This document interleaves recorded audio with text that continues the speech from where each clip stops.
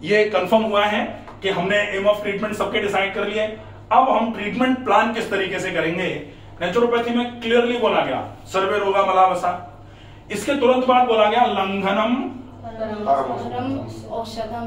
परम औषधम।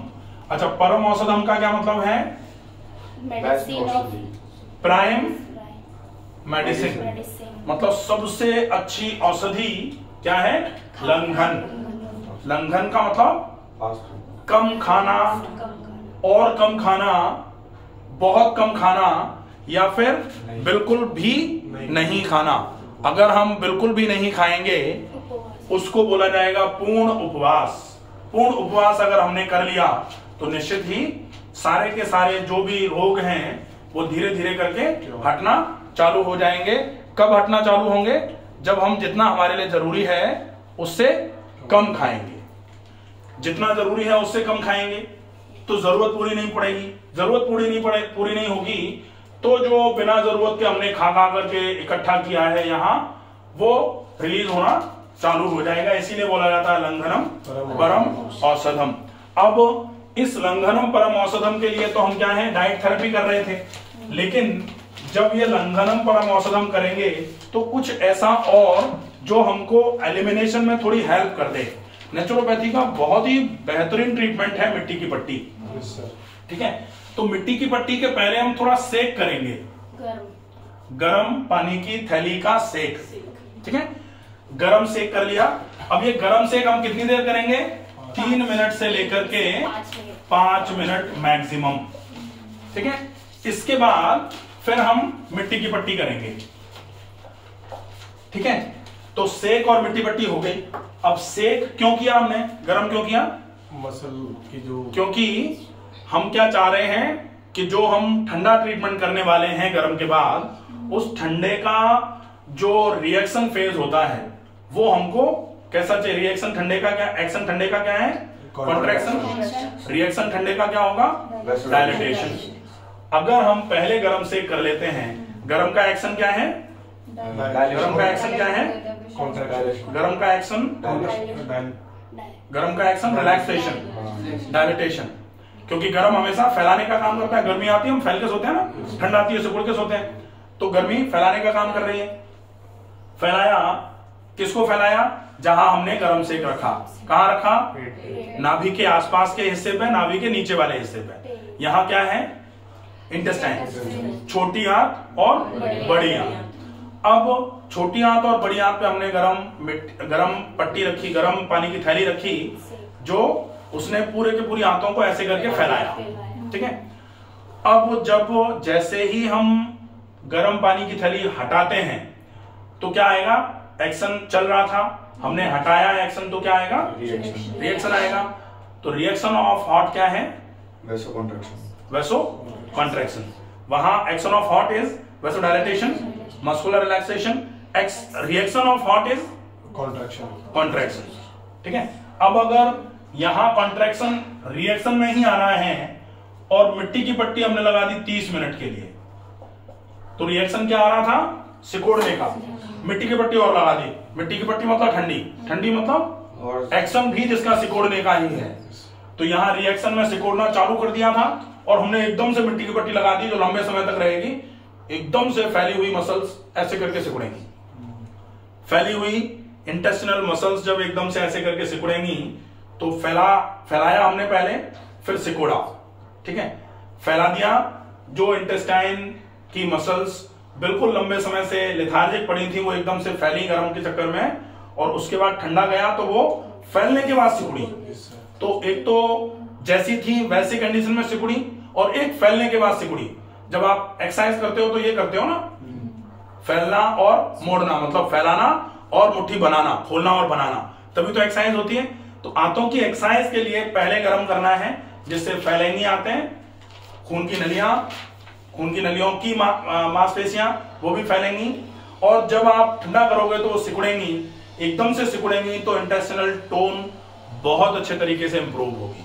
आंतों की टोन सबकी बर्बाद हो रही है, आंतें गर्म हो करके लगातार फैले पड़ी हुई हैं, एटोनिसिटी आ रही है आंतों में, पेट बाहर निकले जा रहा है, पेट अंदर ही नहीं जा पा रहा, पेट को जबरदस्ती अगर अंदर करके ऐसे रहो तो चेहरा लाल हो जा रहा है।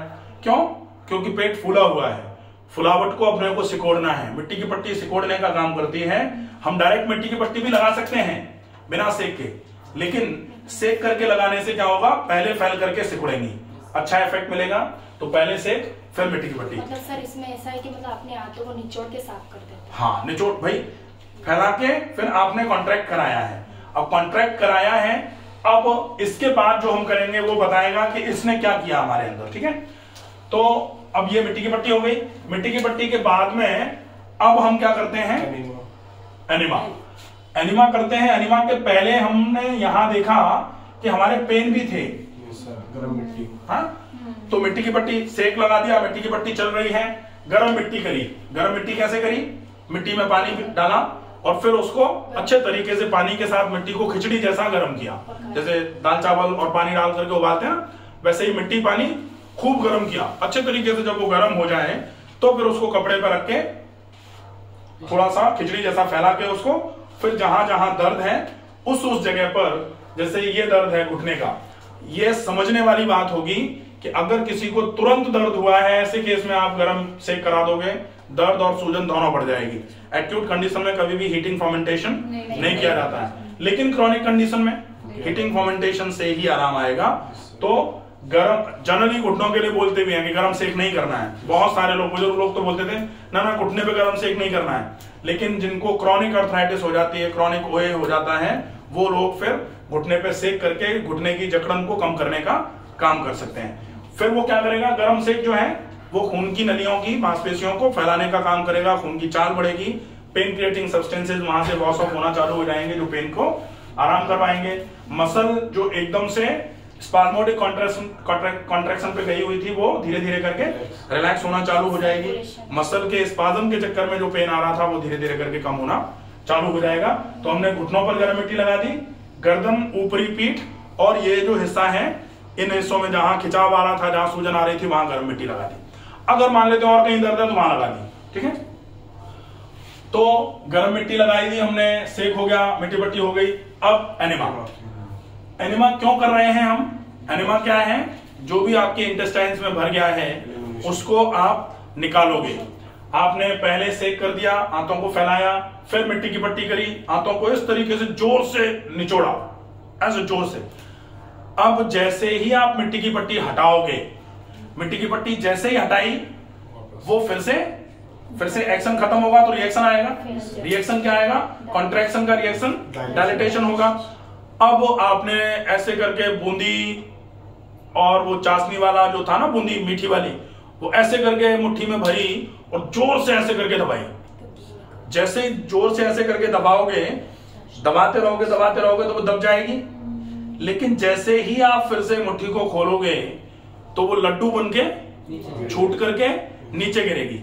लेकिन आंतें अगर ऐसे करके चारों तरफ से दब रही हैं तो आंतों की दीवारों पर जो फीकोलिप्स चिपक गया है, गंदा, जो खराब, काला, बहुत पुराना जो भी मल धीरे धीरे करके दीवारों पर चिपका है, वो पूरा का पूरा ऐसे करके जोर से दबेंगी आंतें, और जब आंतें फिर से फैलेंगी तो वो आंतों की दीवारों को छोड़ देगा। भाई आंतों की दीवारों को आप ऐसे बाहर निकाल के खरोंच के तो साफ नहीं कर सकते, ये वही काम आपका ऊपर से आराम से करा देगा जो और कोई चीज नहीं करा पा रही। ठीक है, तो ये मिट्टी पट्टी अब वो छूट के पड़ गया ह्यूमन में। जैसे मान लो आपके इस तरीके से है ना, ये अमाशय हो गया,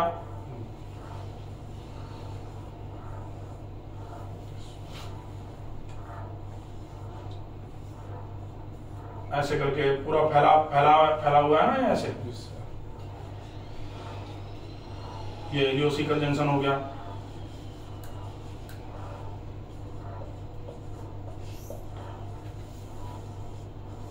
ठीक है, यही तो है। यहां से और ऐसे करके चल लो तो ये मुंह हो गया, थोड़ा ज्यादा ही हो गया ऐसे। ठीक है, यही तो है डाइजेस्टिव सिस्टम। अब यहां हमने मिट्टी की पट्टी लगाई थी, पहले सेक लगाया, फिर मिट्टी की पट्टी लगाई। अब वो जो ये चिपका हुआ था, ये वाला, ये पूरा छूट करके आंतों में ये जो चिपक गया था दीवारों पे, ऐसे करके, जब ये ऐसे करके भिजा और फिर आते हैं जब फैली मिट्टी की पट्टी हटाने से, तो ये छूट के ऐसे करके बीच में आ गया। ठीक है, अब ये दीवारों पे चिपका हुआ नहीं है। अब आपने एनिमा लगाया। एनिमा का मतलब क्या होता है? एनएस से आपने पानी को ऐसे करके इंसर्ट किया। पानी को जैसे ही एनएस से आपने इंसर्ट किया, पानी यहां से जाता है। पानी अगर एनएस से भेज दिया जाएगा तो जो चेक करने वाले हैं वो क्या कहेंगे कि ये पानी तो मुंह से आना चाहिए था, ये पानी अदर रूट से आया है, इसलिए इस पानी को बाहर फेंको भाई, ये पानी हमारे काम का नहीं है। ठीक है, यही तो कहेंगे एनिमा कैसे काम करता है, ऐसे ही तो काम करता है। लोग कहते हैं नहीं एनिमा तो ऐसे करके पानी गया और यहां से जो चिपका हुआ मल है उसको लेके बाहर आ जाता है।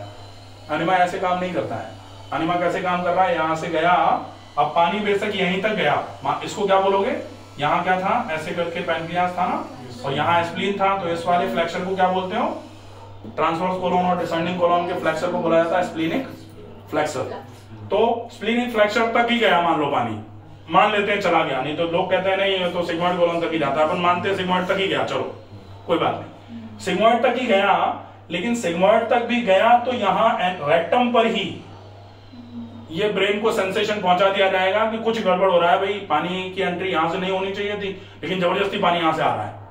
तो ब्रेन कहेगा ठीक है, ब्रेन यहां है, ब्रेन कहेगा चलो ठीक है हम देखते हैं, फिर ब्रेन देखेगा, ब्रेन को पता लगा हाँ पानी तो एनएस से आ गया, अब पानी एनएस से आ गया, फिर ब्रेन कहेगा एनएस को ये कैसे हो रहा है, अब ये कहेगा हमको क्या पता कैसे हो रहा है, ये तो हो तो रहा है, फिर ब्रेन कहेगा चलो हम करते हैं कुछ, फिर ब्रेन एक रिफ्लेक्स जनरेट करेगा क्योंकि यहां तो कुछ हो नहीं सकता, ब्रेन को ही करना है जो भी करना है, ब्रेन एक रिफ्लेक्स जनरेट करेगा, उस रिफ्लेक्स को बोला जाएगा जीसी रिफ्लेक्स।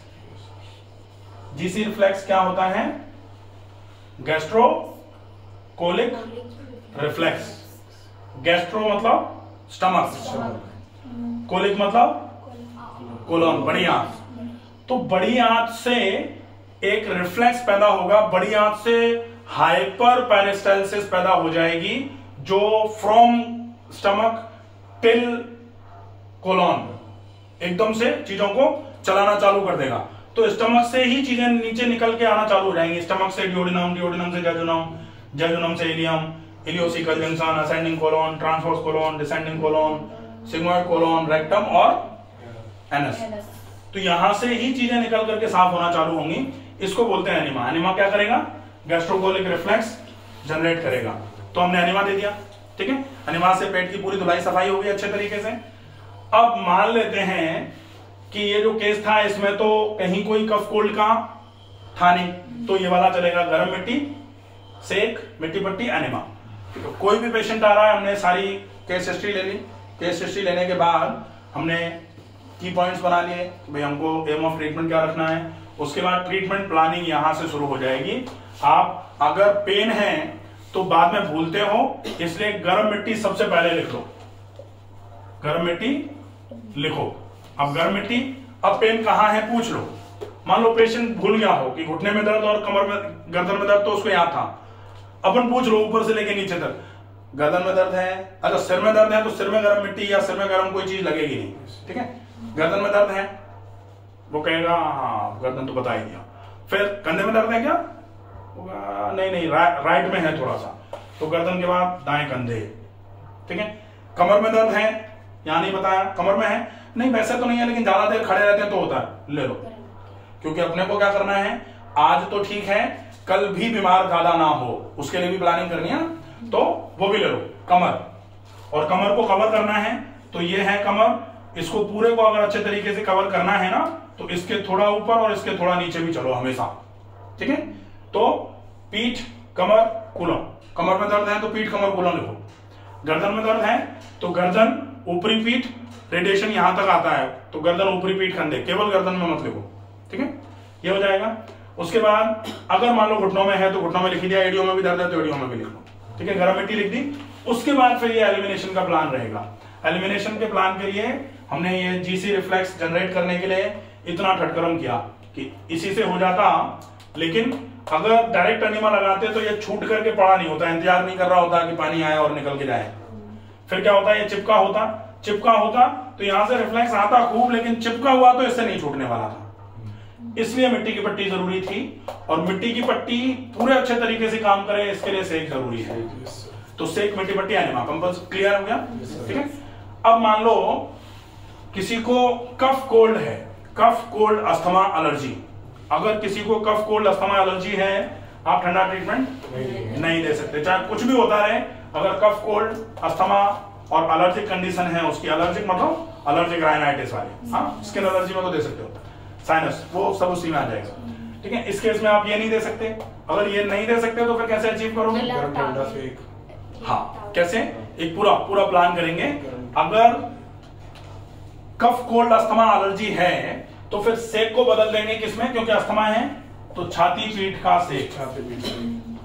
ठीक है, छाती पीठ का सेक करा लोगे तो क्या होगा, फेफड़ों में जो भी म्यूकोलाइसिस होनी है, म्यूकस जो जमा हो गया है वो गर्म सेक से पिघल करके छूट करके गिर जाएगा।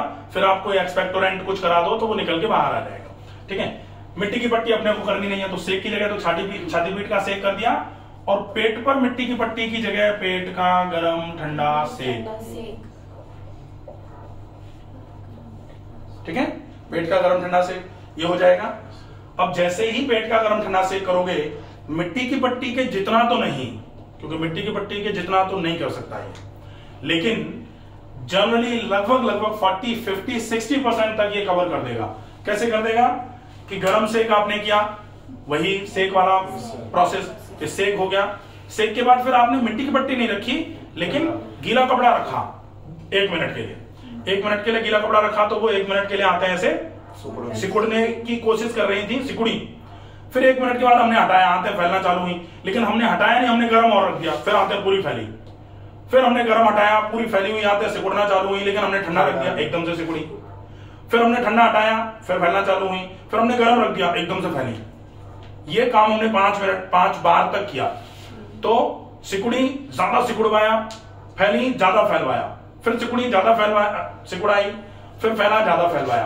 तो ये वाला काम हमने हाथों पर करवाया। प्रोसीजर कितना टाइम, मतलब 1 मिनट, 2 मिनट गरम 1 मिनट ठंडा, 1 मिनट ठंडा। अब ये 2 मिनट गरम 1 मिनट ठंडा, पहले अपन क्या कर रहे थे, 5 मिनट मतलब गरम कम समय के लिए किया था, ठंडा ज्यादा समय के लिए किया था।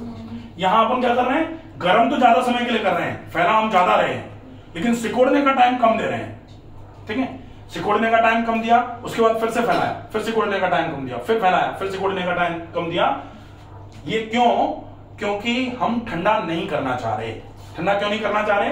कि ठंड से रिलेटेड पहले से ही हमारे फेफड़ों में या नाक में या गले में कोई प्रॉब्लम हो रखी है, ठंडा करेंगे वो बढ़ जानी है। तो हम ये वाला ट्रीटमेंट कर सकते हैं, छाती पीठ का सेक, पेट का गर्म ठंडा सेक, और इसके बाद सीधा एनिमा।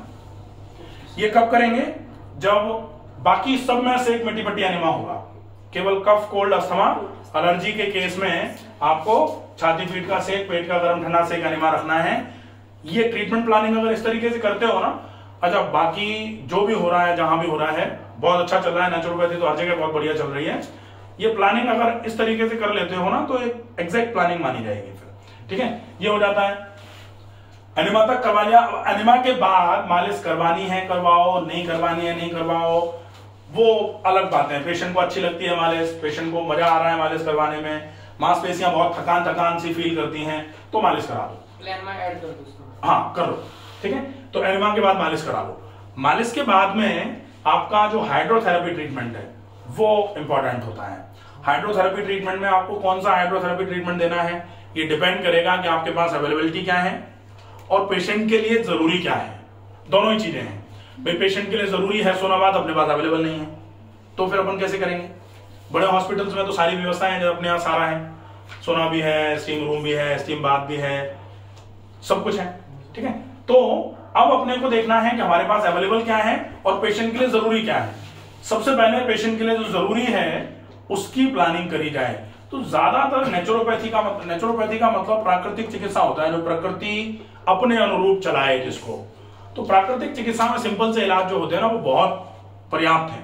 जैसे कटी स्नान अगर पेशेंट कर सकता है, जैसे घुटनों में दर्द है तो कटी स्नान करने में कभी कभी प्रॉब्लम आ जाती है कि बैठना तो होता है घुटने मोड़ करके ही, और बैठ भी गए तो खड़े होते समय घुटनों पे बड़ा जोर पड़ जाता है। तो कोशिश करो ऐसे कोई ट्रीटमेंट प्लान ना करे जाए, और पेशेंट अगर मान लो कंफर्टेबल है कि दर्द ज्यादा नहीं है ना, उठना बैठना तो कर ही लेते हैं, तो ठीक है, फिर कटी स्नान बेस्ट ट्रीटमेंट है। अगर दर्द बहुत ज्यादा है तो फिर अपन कोशिश करेंगे कि कटी स्नान वैसे तो डायबिटीज के लिए बहुत अच्छा है, पैनक्रियास को स्टिमुलेट बहुत अच्छे तरीके से कराता है, लेकिन घुटनों में बहुत तेज दर्द है, तो फिर कटी स्नान नहीं चलेगा। आप किसी एक बीमारी को ठीक करने के लिए किसी बीमारी को 2 गुना ज्यादा नहीं बढ़ा सकते। अगर दर्द ज्यादा है, बैठने उठने से दर्द 4 गुना बढ़ जाना है, तो आप यहां नहीं बढ़ा सकते। फिर आपको इसको डायबिटीज को किसी दूसरी चीज से मैनेज करने की जरूरत पड़ जाएगी। ठीक है, तो कटी स्नान है, रीड स्प्रे है, जैसे कमर में गर्दन में दर्द है तो रीड स्प्रे हो सकता है, या फिर आप चाहो तो सनबाथ करा लो, अगर जैसे वेट ज्यादा है सनबाथ काम करेगा, स्टीम बाथ करा लो, या कोई ऐसा ट्रीटमेंट जिससे घुटने पे ज्यादा जोर नहीं पड़े और थोड़ा बीएमआर बढ़े, जैसे गर्म हस्तपाद स्नान हो गया, जैसे स्टीम रूम हो गया, सोना बाथ हो गया, अगर है अवेलेबल तो बेस्ट है।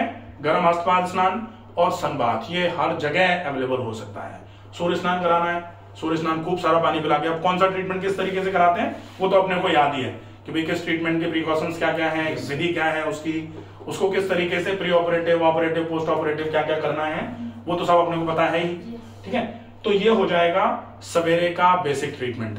अगर हम चाहें तो इस ट्रीटमेंट में अगर ये पेट का गर्म ठंडे सेक वाला, अगर मान लेते हैं कि किसी को कफ कोल्ड अस्थमा नहीं है, तो हमने सेक मिट्टी पट्टी एनिमा का प्लान आउट किया है।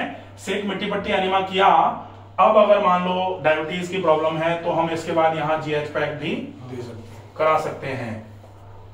जीएच पैक क्यों कराएंगे? क्योंकि जीएच पैक से गैस्ट्रोहेपेटिक पैक है ये, तो लिवर से रिलेटेड और पेट से संबंधित जितनी भी बीमारियां हैं उनमें जीएच पैक काफी इफेक्टिव रहता है। अगर मान लो किसी का क्रेटिनिन बढ़ा हुआ है तो जीएच पैक की जगह किडनी में प्रॉब्लम है तो हम किडनी पैक करा सकते हैं। ठीक है, तो ये इजी ट्रीटमेंट है। कब कराएंगे? जब एनिमा करा के हाथों को खाली कर लेंगे, उसके बाद पहले ये ट्रीटमेंट करा देंगे, उसके बाद फिर हम मालिश करा करके बाकी का ट्रीटमेंट कर देंगे।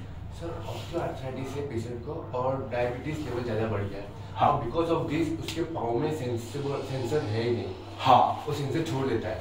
बिल्कुल। उस केस में क्या करना पड़ेगा कि आपने डायबिटीज को अब क्या कर लिया है, कॉम्प्लिकेटरी कर लिया, तो डायबिटिक कॉम्प्लिकेशन के रूप में आपको क्या मिला?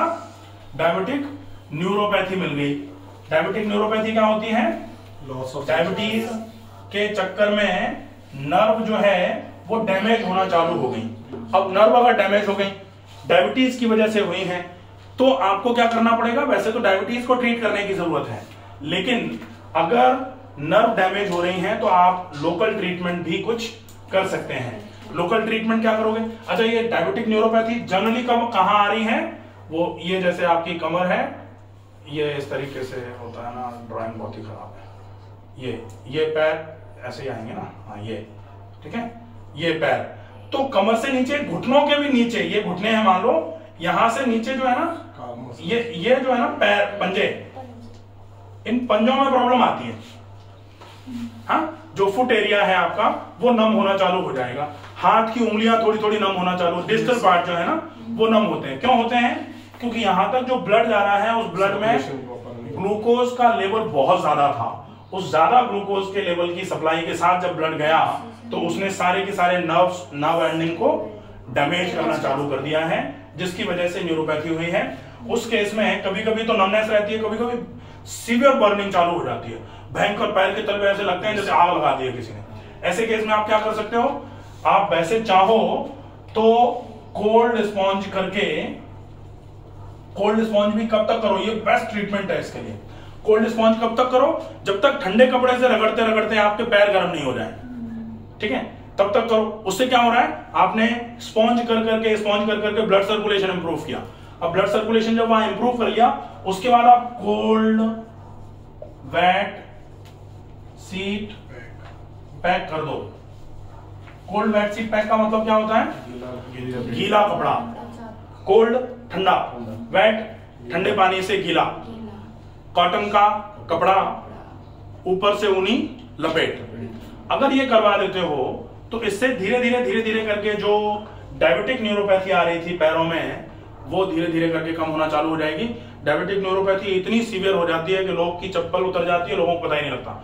जैसे बहुत समय पहले जब लोग साइकिल पे चलते थे और वो पीछे की बजाय कभी कभी जैसे होता था ना, पिताजी तो एक बच्चे को आगे बिठा के ले जा रहे हैं, वो जो आता था, तो उस पर बैठे बैठे क्या होता था कि यहाँ नर्व एकदम से प्रेस हुई, यहाँ जो आर्टरी थी वो थोड़ा सा प्रेशर में आ गई, उसके चक्कर में नीचे की तरफ ब्लड सर्कुलेशन ही नहीं पहुंचा और चप्पल बीच में उतर गई, बच्चे को पता ही नहीं लगा। ऐसा अगर कभी सुना हो ना, ऐसा होता था, हमारे साथ भी हुआ ना। हाँ, तो वैसा वाला काम जो है ना अब डायबिटीज के केस में हो रहा है। डायबिटीज के केस में यहां कुछ कंप्रेशन की जरूरत नहीं है, कोई कंप्रेशन की जरूरत नहीं है, वो सीधा सीधा यहाँ डायबिटीज की वजह से पूरी की पूरी नर्व वीक हो रही है, पूरी नर्व खराब हो रही है, वो प्रॉब्लम करा रही है। ठीक है, तो उस केस को लास्ट में ही होता है। हाँ, फील जो होएगा वो लास्ट, वो डिस्टल ही है, जनरली डिस्टल है, जनरली डिस्टल है। होने को तो वो हाथ में भी होता है, पैर में नीचे की तरफ होता है, कभी कभी वो बढ़ते बढ़ते पूरे पैर में भी आ जाता है। कभी कभी लगता है कि जैसे थोड़ी देर खड़े होकर ऐसे करके गिर गए, एकदम से वो खड़े ही नहीं हो पा रहे। सर इसको हम ऐसे भी कंसिडर कर सकते हैं कि जैसे कोई पालथी मार के नीचे बैठा है तो उसका पैर मुड़ा, उसका ब्लड सर्कुलेशन नीचे जा रहा है, डेफिनेटली पैर सो गया उसका, वो जो आपने बताया ना अभी वो साइकिल पे, ठीक वैसे ही, वो तो किसी फिजिकल बैरियर की वजह से।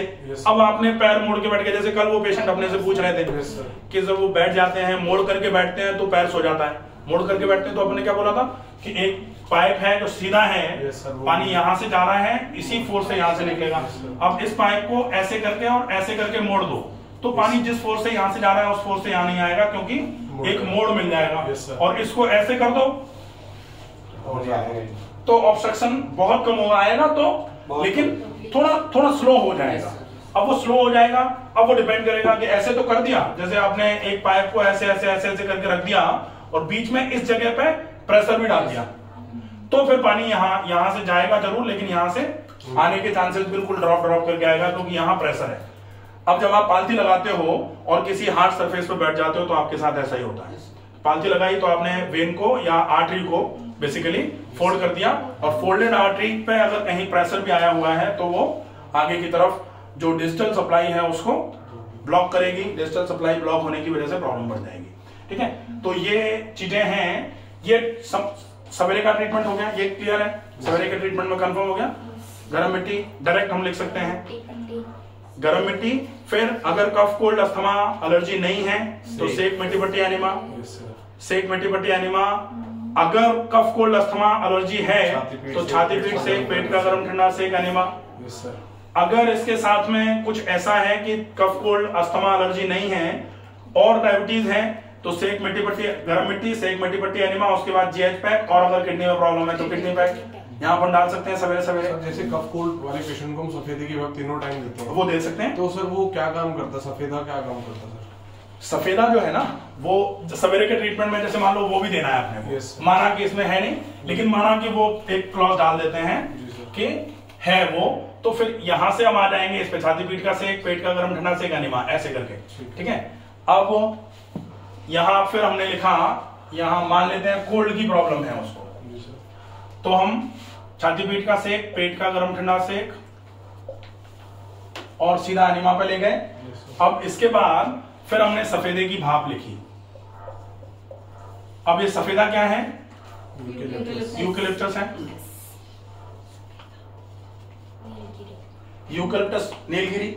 ठीक है, इसका नेचर होता है ब्रोंकोडायलेटर।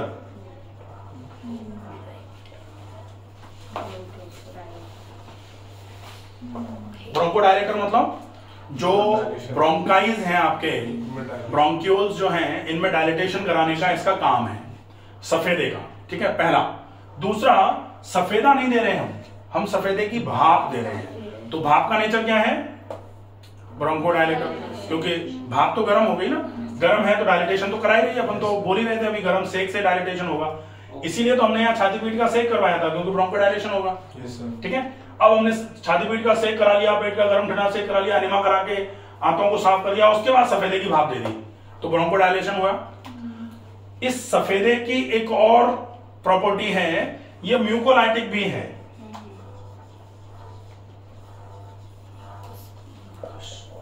म्यूकोलाइटिक है मतलब म्यूकस को तोड़ने का काम करती है, म्यूकस को छुटाने का काम करती है।